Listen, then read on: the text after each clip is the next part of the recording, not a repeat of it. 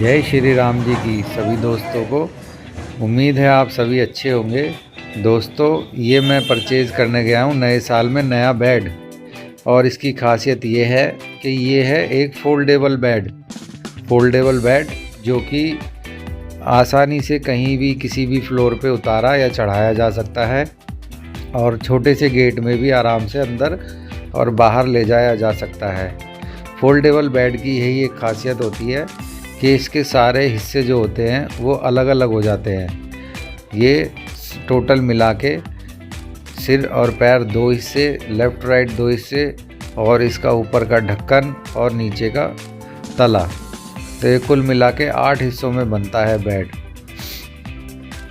आप देख सकते हैं ये मार्किंग कर दी है इन्होंने कौन सा हिस्सा कौन सी साइड का है, जिससे कि फिटिंग करते हुए आसानी हो और कोई भी गड़बड़ ना हो, और बेड की फिटिंग आसानी से हो जाए।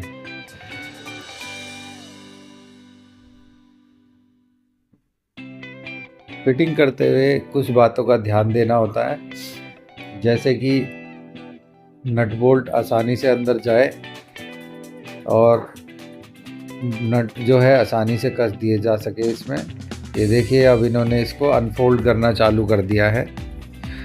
ये इसके एक एक हिस्से को अलग करके अभी आसानी से कैरी हो जाएगा। आप देख सकते हो ये अभी बेड दिखाई दे रहा था और अब ये अलग अलग हिस्से इसके बन गए हैं।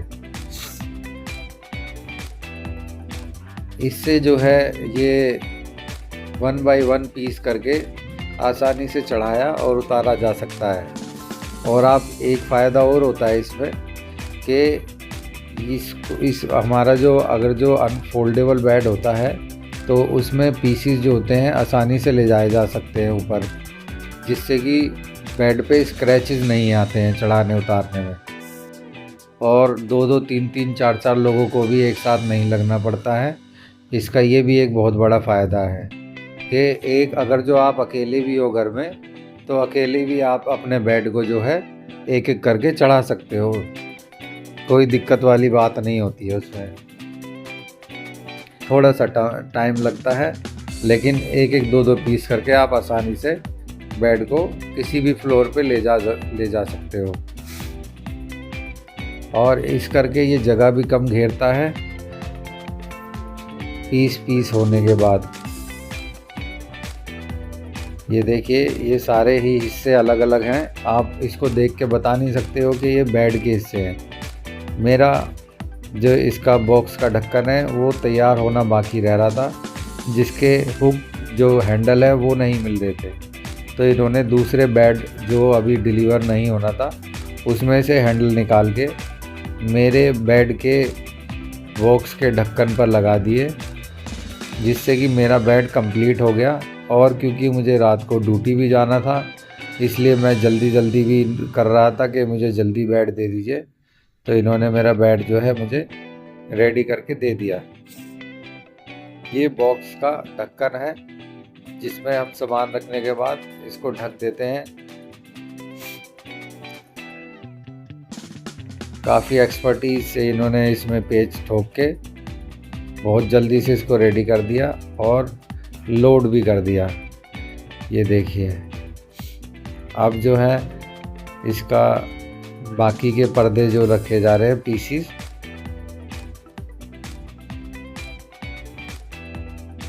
इसी बीच में मेरे को गद्दा भी एक दिखाई दिया, तो मैंने अंकल से गद्दे की भी बात करी। अंकल जी ने गद्दे का प्राइस 2500 रुपये बताया था, और मैंने उसको जो है 1500 रुपये में डन कर लिया। गद्दा देखने में काफ़ी पुराना सा लग रहा था काफ़ी, लेकिन वो पिन्नी ना होने की वजह से ऐसा हो गया था मैला सा, लेकिन गद्दा नया था बिल्कुल। इस गद्दे में एक और ख़ासियत है कि ये सर्दी में सर्दी के लिए होता है और गर्मियों में ठंडा रहता है। तो उसकी पहचान मैंने अंकल से पूछी कि इस चीज़ की क्या पहचान है कि ये जो सर्दियों में गर्म रहेगा और गर्मियों में ठंडा। तो उन्होंने बताया कि जो सॉफ्ट साइड होती है गद्दे की, वो जो है सर्दियों में यूज़ करी जाती है, और जो हार्ड साइड होती है गद्दे की वो गर्मियों में यूज़ करी जाती है। तो बेड लेके मैं आ गया हूँ अपने घर, और ये देखिए सारा सामान अभी मुझे हटाना पड़ेगा क्योंकि ये बेड की लोकेशन है, यहीं पे ही बेड रखा जाएगा। अभी मैंने सिर्फ कॉफ़ी ही पी थी और मुझे इतना सारा काम करना पड़ गया, जिसके चलते हुए ओह माय गॉड, देखा आपने अभी मैंने जो है सामान हटाना चालू करा तो एक चूहा भी निकल के भागा और उसका एक बच्चा भी मुझे मिल गया वहाँ पे। तो मैं समझ गया था कि इस चूहे ने काफ़ी सारे बच्चे दे रखे होंगे, जिनमें से एक बच्चा बाहर पड़ा हुआ था। अब इस बच्चे को लेकर के मेरे को चिंता हो गई थी कि ये मर ना जाए, कहीं इनका पाप मेरे सिर ना लग जाए। तो मैंने धीरे धीरे करके सभी सामान को हटाना चालू किया और ढूंढना चालू किया कि बच्चे कहाँ हैं चूहे के।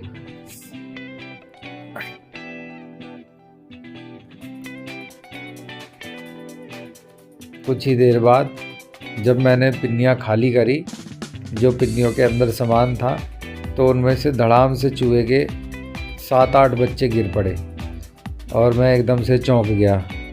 ये देखिए, चूहे के 7 बच्चे एकदम से थैली में से निकल पड़े। अब इनको उठा करके एक एक करके, ये बहुत सुंदर लग रहे थे, क्यूट से, तो इनको एक एक करके मैंने पहले गर्माहट इनको मिले, ये फर्श पे गिर गए थे, निकल रहे थे। जब थैली में से सामान निकाला मैंने, तो मैंने इनको जल्दी से एक कॉटन बैग पे रखा और फिर इसको बैग को जो है मैंने फोल्ड कर दिया, जिससे कि इनको ठंड ना लगे। रात को मैंने इनको प्लान किया था कि इनको चूहे के साथ में ही चूहेदान में रख दूंगा और चूहेदान में रोटी भी लगा दूंगा, जिससे कि इनकी माँ आएगी रोटी खाने के उसमें और जाल में फंस जाएगी। और हुआ भी यही गाइस कि इसकी मम्मी आई चूहों के बच्चों की, और उसने रोटी के चक्कर में चूहेदान में जैसी कदम रखा तो चूहेदान बंद हो गया। लेकिन एक मिस हैपनिंग मैंने आज आके सुबह देखी कि उसमें ना सारे ही बच्चे मरे पड़े थे और सभी बच्चों के ब्लड निकल रहा था। तो जायज़ कि पूरी रात बंद रहने की वजह से इनकी माँ ने ही, चूहों की बच्चों की माँ ने ही उसको मार दिया। सभी बच्चे खून में लथपथ थे और मरे हुए थे। मुझे बहुत दुख हुआ देख के, क्योंकि मैं चाहता था कि इनको अच्छी जगह छोड़ के आऊँगा जहाँ पे बच्चे आराम से पल जाएंगे और इनकी माँ भी इनके साथ रहेगी।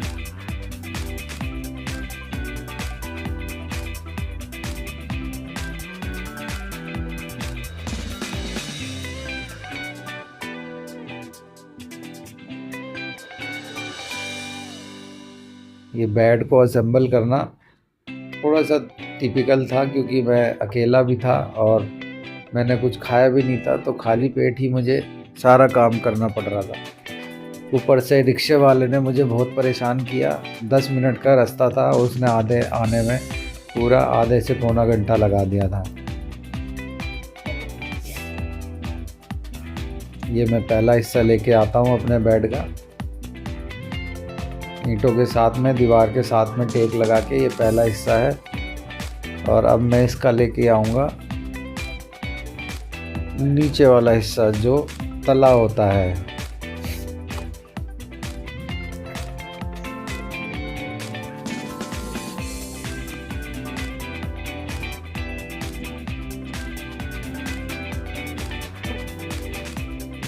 इसको लगाने में थोड़ी सी दिक्कत हुई थी मेरे को, क्योंकि जो दूसरी वाला हिस्सा था वो फिट नहीं बैठ रहा था आसानी से, और उसमें मैंने गलती एक कर रखी थी कि जो पहला हिस्सा मैंने लेफ़्ट साइड जो लगाई है वो ईंटों पे लगाई थी, और जो राइट साइड में लगा रहा था उसके नीचे मैंने ईंटें ही नहीं लगाई थी, जिसकी वजह से इनका बैलेंस अनबैलेंस हो रहा था।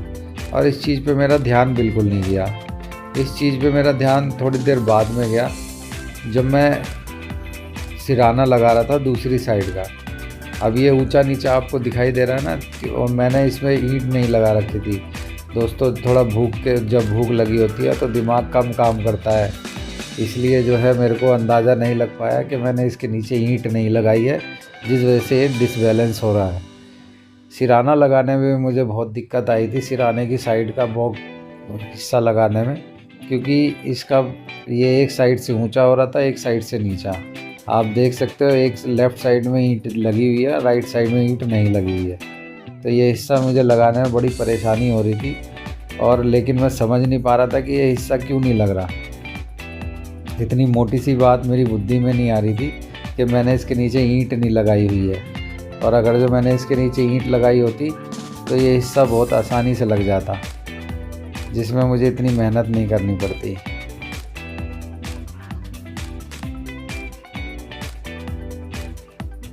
ये देखिए मैं कितनी मेहनत मशक्क़त कर रहा हूँ इसको लगाने में, और जबकि ये बिल्कुल एकदम सेंट्रलाइज करके लगाए जाते हैं, जिससे कि बिल्कुल कोई परेशानी ना हो। मेरे को बहुत मेहनत करनी पड़ी थोड़ी सी बेवकूफ़ी की वजह से।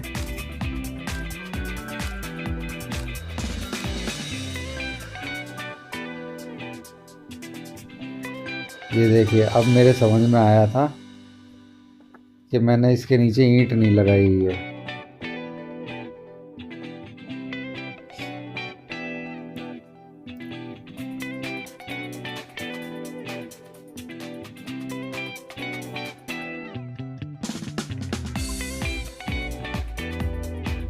नट बोल्ट लगाए मैंने, जिससे कि जब मैं दूसरी साइड का हिस्सा लगाऊंगा, पैरों की साइड का, तो ये बाहर ना निकल जाए हिस्सा, ऊंचा नीचा होने की वजह से।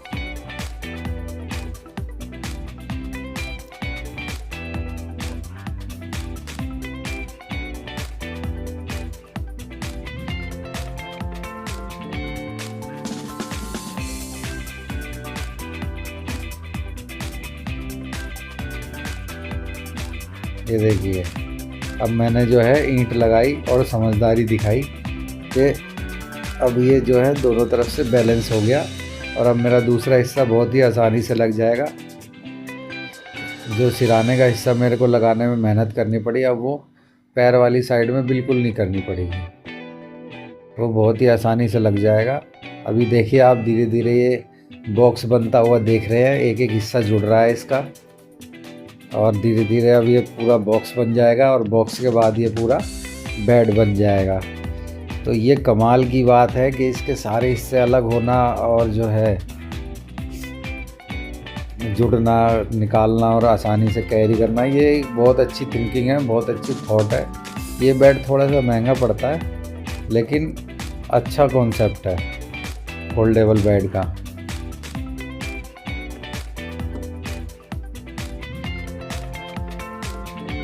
अब देख रहे हैं आपने मैंने कितनी आसानी से इसी पैर वाली साइड जो है लगा दी, पता भी नहीं लगा, और सिराने वाली साइड में मुझे मेहनत करनी पड़ी थी। अब एक चीज़ और मेरे सामने समस्या आई थी, इसके जो नट हैं वो 15 नंबर के हैं, और 15 नंबर की ना तो मेरे पास चाबी थी और ना ही मेरे पास पाना था। तो इनके नटों को टाइट करने में मुझे बहुत मेहनत करनी पड़ी। दोनों प्लास की हेल्प से मेरे को जो है ये नट टाइट हो पाए, क्योंकि वो अंदर से फ्री घूम रहे थे जहाँ पे इनको फिक्स करा गया था, तो वहाँ पे ये फिक्स नहीं थे, अंदर ये फ्री घूम रहे थे। तो इसलिए मेरे को बोल्ट को पकड़ के नट को घुमाने में मेहनत करनी पड़ी, तब जा कर के जो है इसके नट अच्छे से टाइट हो पाए थे।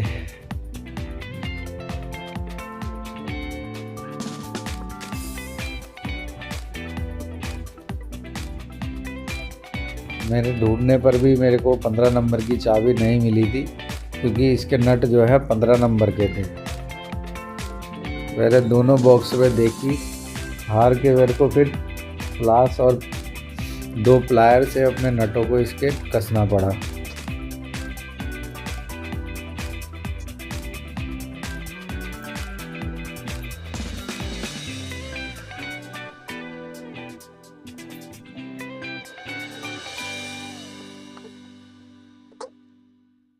देखिए दोस्तों, आपको ये बॉक्स बनता हुआ दिखाई दे रहा है। बॉक्स बनता हुआ दिखाई क्या दे रहा है, बॉक्स बन गया है ये पूरा बेड का।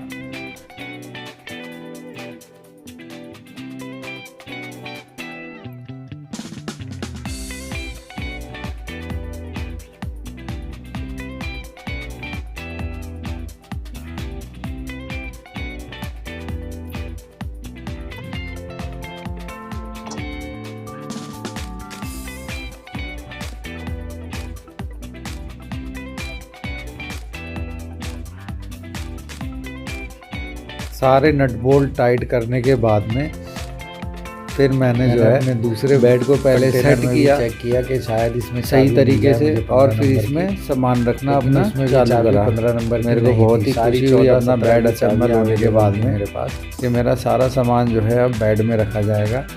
इसमें मेरी एक छोटी सी समस्या बढ़ जाएगी कि मुझे छोटा रनिंग रिपेयर का कोई भी सामान निकालने के लिए बार बार बेड खोलना पड़ेगा, लेकिन उसकी कोई दिक्कत नहीं है क्योंकि मेरे पास हल्का गद्दा है, तो वो भी कोई बड़ी बात है नहीं, आसानी से निकल जाएगा। अब मैं अपना सामान सारा रखूँगा इसमें, जो भी मेरा फालतू का सामान था तो वो सारा अब इसमें आ जाएगा और मेरा अच्छे से सामान रखा रहेगा और सेफ भी रहेगा। बस मुझे डर है तो इस बात का कि चूहा कोई इसमें आके घर ना बना ले, क्योंकि हमारे घर का पहला जो बेड था उसमें चूहे ने जो है नीचे से कुतर के वो अंदर आ गया था, और यहाँ बहुत चूहे आते हैं हमारे यहाँ पे। तो मुझे इस बात का ध्यान रखना पड़ेगा कि मैं चूहे का जो पिंजरा दान है उसको कंटिन्यू लगा के रखूँ, जिससे जो भी चूहा आए तो वो तुरंत ही पिंजरे में जाके फंस जाए। मैंने कंटिन्यू पहले ये काम किया था जिसमें कि चूहेदान मैं लगातार लगा के रखता था, तो 5 से 6 चूहे मैंने जो है एक ही हफ्ते में पकड़ लिए थे, और हमारा जो घर है वो पूरा खाली हो गया था चूहों से। अब लेकिन फिर एक चूहा आ गया है। ये देखिए दोस्तों, अब आप देख सकते हो मेरा बेड जो है, बेड का बॉक्स प्रॉपरली रेडी हो गया है, कसा जा चुका है अच्छे से। और ये मेरे सामान के लिए इनफ है, मेरा सारा सामान इसमें आ जाएगा। अब मैं जल्दी इसमें सामान रखना चालू करता हूँ, जिससे कि मैं अपना बचा हुआ टाइम थोड़ा रेस्ट में और अपने जो ड्यूटी पे जाने के लिए बचा सकूं। ये सारा सामान रखे जाने के बाद में अब बारी आती है इसका ढक्कन लगाने की। आप लोग जैसा कि जानते हैं, कोई भी काम पहली बार में परफेक्ट नहीं होता है, तो ठीक उसी एग्ज़ाम्पल के अकॉर्डिंग मेरा ढक्कन भी पहली बार में सही से सेट नहीं हुआ, क्योंकि मैंने वो ढक्कन जो है उल्टा लगा दिया था। तो इसको मेरे को फिर दूसरी डायरेक्शन में करके जब मैंने लगाया तो वो सही से लगा, नहीं तो ये खुलने में दिक्कत कर रहा था, जो कि अटक रहा था। ये देखिए, ये फंस रहा था क्योंकि ये मैंने सीधा नहीं लगाया था। ये सही लगेगा तो ये अपने आप नहीं फंसेगा। तो मेरे समझ में आया कि मुझे इसको एक बार इसकी डायरेक्शन चेंज करनी पड़ेगी, जिससे पता लगेगा कि ये सही से लगा है या नहीं। और इसकी डायरेक्शन को जो है चेंज करते ही ये बिल्कुल स्मूथली ओपन एंड क्लोज़ होने लग गया। तो मैं समझ गया था कि एग्ज़ाम्पल सही लोगों ने बताया है कि कोई भी चीज़ एक बार में परफेक्ट नहीं होती, उसको परफेक्ट होने में टाइम लगता है। अब ये देखिए, मैं अपोजिट डायरेक्शन से इसको लगाने के बाद में ये बिल्कुल स्मूथली खुलने लग गया था ढक्कन। ये देखिए, दोनों तरफ से। अब ये इसका मतलब ये सही से लग गया ढक्कन। यही होता है दोस्तों, अगर जो कोई काम एक तरीके से सही ना हो तो उसको दूसरे तरीके से करके देखना चाहिए।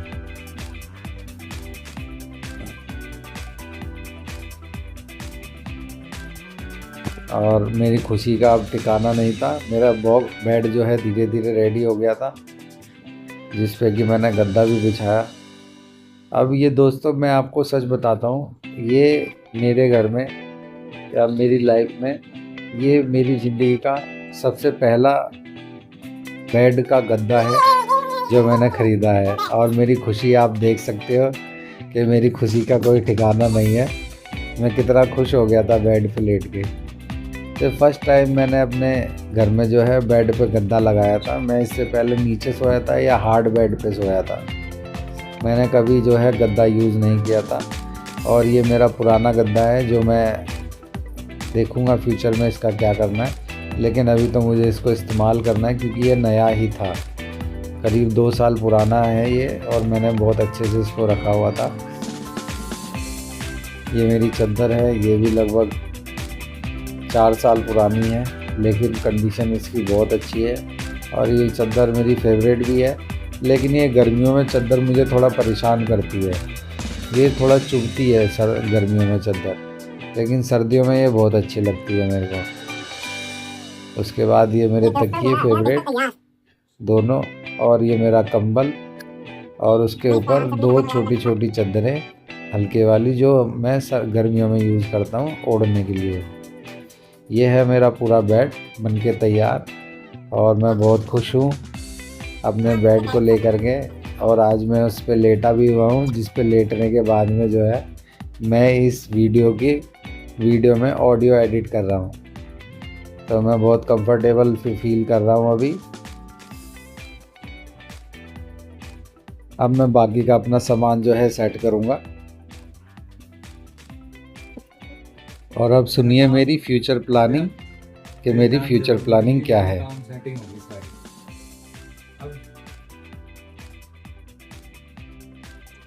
अब मैं जो है ना एक रैक और लाऊंगा जिसमें अपने छोटा मोटा सारा सामान रख सकूँ, क्योंकि रैक होना बहुत ज़रूरी है, नहीं तो सामान रखने में ना बहुत दिक्कत होती है। मेरी मंदिर की टोकरी है, प्रेस है, सन ग्लासेस हैं, और भी छोटी छोटी चीज़ें हैं, मोबाइल चार्जर, ये वो लगी, लेकिन काम हो गया। अब मैं संतुष्ट हूँ, मैं दिखाता हूँ। तो दोस्तों देखिए, मेरा सारा बेड जो है सेट होके तैयार है। ये मेरे रूम का एंट्रेंस है और सामने ही मेरा बेड है। ये चटाई मैंने जो है लंबी करके बिछा दी है, क्योंकि अब इस पे मैं चलने से मेरे को ठंडा फर्श नहीं लगेगा। सामने मेरा सामान जो बाकी का है वो रखा हुआ है, सिलेंडर है, कूलर है, वॉशिंग मशीन है, मेरे कपड़ों की पेटी है। ये सारे जो कपड़े टंगे हुए हैं ना, इनको मैं शिफ्ट करूँगा इस वाली दीवार पे, और ये पोस्टर लगाऊंगा इस दीवार पे, क्योंकि बेड के साथ में कपड़े उतारने और लगाने में काफ़ी दिक्कत होती है। दोस्तों बताइए मेरे सेटिंग कैसी बनी और कैसा लग रहा है मेरा कमरा after my new bed in new year. तो and thanks watching my video. दोस्तों प्यार देते रहिए और अपने भाई को आगे बढ़ाते रहिए। और मेरा मोटिव है कि मैं जो बेसहारा बच्चे हैं उनको शिक्षित बनाऊं, और मैं इसीलिए व्लॉगिंग करता हूं, जिससे कि व्लॉगिंग से मेरे को कुछ पैसे आएँ और मैं अपने जो बेसहारा बच्चे हैं उनको गुरुकुल में भर्ती करा सकूं और उनको जो है अच्छा इंसान बना सकूं। जय श्री राम।